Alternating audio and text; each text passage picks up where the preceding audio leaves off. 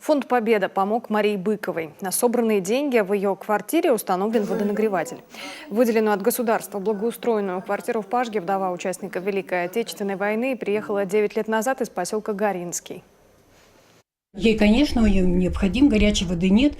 Это не посуду помыть, не помыться, ничего, не умыться нормально. Поэтому он был очень необходим. А у нее пенсия не очень большая. Она в лесу, правда, проработала всю жизнь. Но пенсия не очень большая, и как бы выкраивать тоже тяжело.